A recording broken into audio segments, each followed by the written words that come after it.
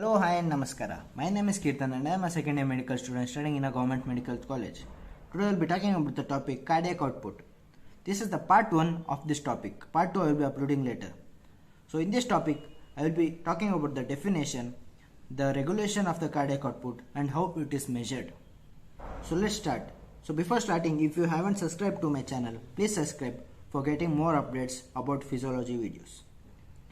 So what is the definition of the cardiac output? It can be defined as the amount of blood ejected by each ventricle per minute. That is also nothing but stroke volume into the heart rate. So this is the formula for the cardiac output. So talking about some few definitions, important definitions. The first one is the stroke volume. It is the volume of blood ejected by each ventricle with each beat. So it is normally 70 ml. So for each beat, at least 70 ml is ejected by the heart. So therefore the stroke volume, that is blood ejected per beat into heart rate, that is number of beats per minute, gives the cardiac output. Next term is the cardiac index. It is the cardiac output per square meter of the body surface area. So in an average male or an average woman, the normal cardiac index will be 3 liter per minute per meter square. The next term is the cardiac reserve. It is the amount of blood that can be pumped by each ventricle in excess of the normal cardiac output. So in non-athletes, it will be 15 to 25 liter per minute, and in athletes it will be 20 to 40 liter per minute. So it will be increased in the athletes because their heart is already trained to produce more excess of blood than the cardiac output. So now let's talk about the measurement of the cardiac output. It can again be divided into direct and indirect methods. In the direct methods, it's electromagnetic flow meter and the cardiometer. So these are not usually done and is done only during surgeries. In the indirect method, there are Fick method, indicator diluter method, thermodilution method and echocardiography. So out of this, Fick method is usually asked in the board examination. So let's study about that. The Fick method. It uses a principle called as the Fick principle.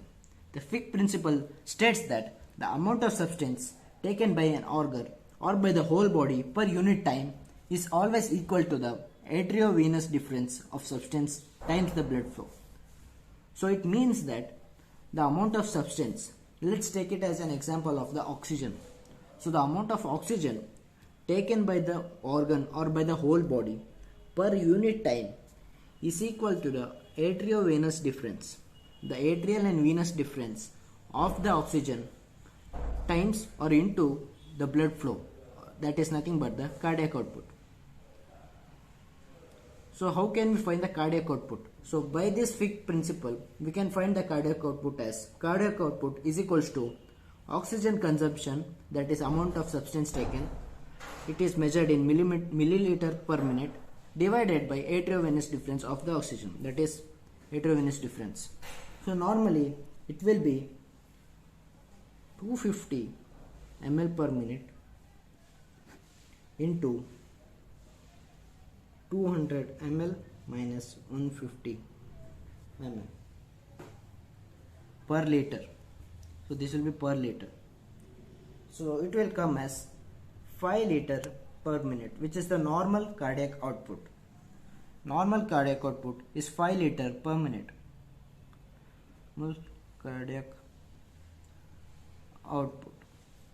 So this is the Fick method. Now let's talk about the advantages and disadvantages of the Fick method. The advantage is the result is always accurate and no chemical is injected in this.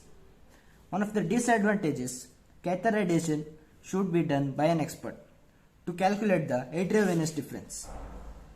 And hospitalization is also necessary and required for doing the catheterization, and the patient may become anxious by doing the catheterization and therefore increasing the cardiac output due to the sympathetic stimulation.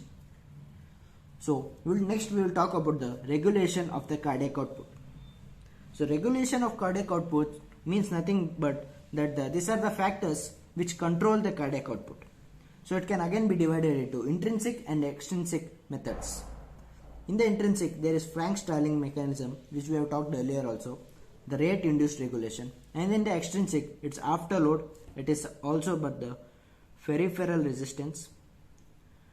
Peripheral resistance is nothing but the resistance to the heart for pumping blood, the neural control, that is sympathetic and non-sympathetic, sympathetic and non-sympathetic, and the humeral influences, that is nothing but the hormones and the chemicals. Let's talk one by one. The Frank-Starling mechanism. We have also already discussed this topic. It says that the increase in the end diastolic volume will increase the ventricular contraction. So the end diastolic volume is nothing but the volume of the blood which stays in the ventricles after the diastole. So if the volume of the blood is increased, it will increase the length of the muscle fibers. So when the length of the muscle fibers is increased, the ventricular contraction will increase further. So this is also known as the heterometric, because the change in length is seen in here, heterometric regulation. The next intrinsic mechanism is the rate induced regulation.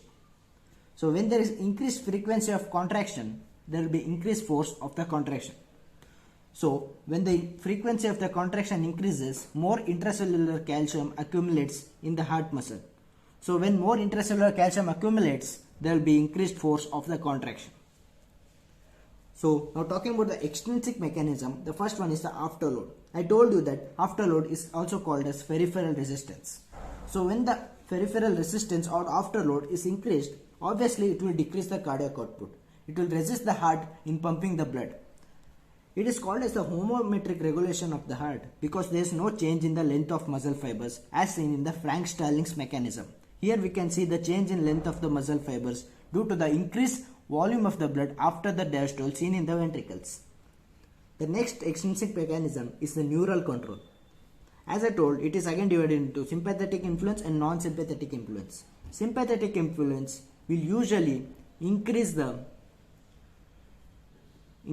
cardiac output by increasing heart rate and contraction of heart. Whereas in the non-sympathetic influence, it will decrease the cardiac output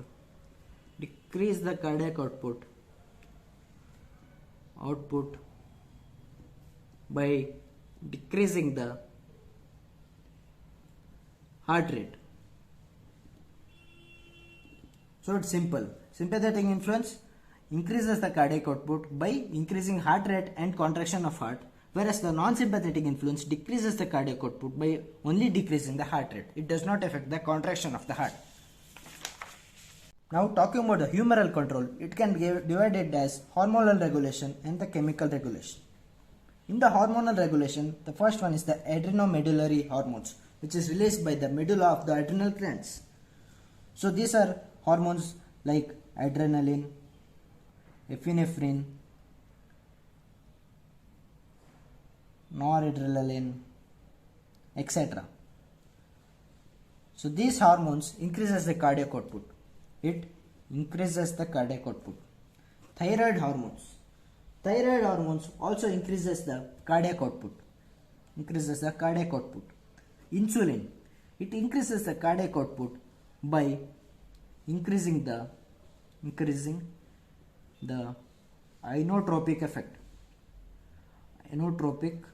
effect. Inotropic effect means that the contraction of the heart will increase. The next hormone is the glucagon. Glucagon also increases the cardiac output. It also increases cardiac output by increasing inotropic effect as done by the insulin, and also by increasing the chronotropic effect. Chronotropic effect is nothing but the increase in the frequency of the contraction. Inotropic effect is the increase in the contractility of the heart. There is also another term called as dromotrophic effect. Dromotrophic effect is nothing but the increasing the velocity of the conduction. So the next one is the growth hormone. Growth hormone also increases the cardiac output by increasing the ionotrophic effect. Ionotrophic effect. So these all hormones increases the cardiac output. In the chemical regulation, oxygen. So when there is decrease in the oxygen, it causes hypoxia. Hypoxia causes tachycardia. That is nothing but the increase in the heart rate. That increases the cardiac output. But when there is severe hypoxia, the cardiac output decreases. In the case of carbon dioxide, it also decreases the cardiac output. In the case of acidosis, acidosis is nothing but the decrease in the pH levels in the blood. So when the pH levels in the blood is decreased, the calcium which is present in the sarcoplasmic reticulum of the heart muscles will not be more, and it will cause the calcium to be ineffective. So there will be less cardiac output due to less contractility of the heart. So that's it guys. If you have found this video informative, please like, share and comment, and also don't forget to subscribe for motivating me for creating more physiology videos which are easy, simple and effective for the board examination. I'll also provide the link for the notes of this video in my Telegram channel, which I'll be providing in the description below. So thank you.